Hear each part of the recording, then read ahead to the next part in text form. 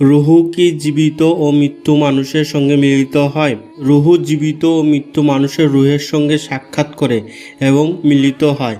যেভাবে রুহু মৃত্যু ব্যক্তির রুহের সঙ্গে মিলিত হয় ও সাক্ষাৎ করে, আল্লাহ তাআলা বলেছেন, আল্লাহ জীবের নির্দিষ্ট প্রাণ হরণ করে তাদের মৃত্যুর সময় এবং যারা মরেনি তাদের নিদ্রার সময়, তারপর যার জন্য তিনি মৃত্যু ফয়সালা করেন তার প্রাণ তিনি রেখে দেন এবং অন্যগুলো ফিরিয়ে দেন একটি নির্দিষ্ট সময় পর্যন্ত।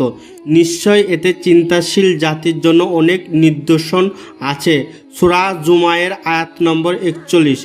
এই আয়াতের তফসিরে ইবনে আব্বাস রাদিয়াল্লাহু বলেছেন, আমার কাছে এ সংবাদ পৌঁছেছে যে জীবিত ও মৃত্যু ব্যক্তি রূহ স্বপ্নে মিলিত হয়, পরস্পরের সম্পর্কে জিজ্ঞাসা করে। তৎপরে আল্লাহ মৃত্যু ব্যক্তির রুহ রেখে দেন এবং জীবিত ব্যক্তির রুহ তার শরীরে ফিরিয়ে দেন। আল মুজাম আল আউসাত তাবরানী হাদিস 242। জীবিত ও মৃত্যু ব্যক্তির আত্মা যে একত্র হয় এর প্রমাণ হলো জীবিত ব্যক্তির স্বপ্নে মৃত্যু ব্যক্তিকে দেখে তৎপরই জেগে সে তা বর্ণনা করে। মৃত্যু ব্যক্তি জীবিত ব্যক্তিকে এমন সংবাদ দেয় যা জীবিত ব্যক্তি আগে জানতো না। তৎপরই মৃত্যু ব্যক্তির নির্দিষ্ট সংবাদ অতীতে তা ভবিষ্যতে প্রতিফলিত হয়ে যেভাবে সে সংবাদ দেয়। এই ধরনের অসংখ্য ঘটনা মুতাআদ্দিদ সূত্রে বর্ণিত আছে।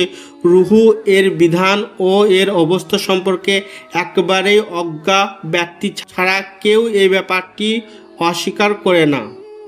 যদি ভিডিওটি ভালো লেগে থাকে তাহলে ভিডিওটি লাইক করে দেবেন, আর আপনি যদি আমার চ্যানেলে নতুন হয়ে থাকেন তাহলে চ্যানেলটিকে সাবস্ক্রাইব করে সাথে বেল আইকনটা আছে ওটা ক্লিক করে অল সিলেক্ট করে দেবেন।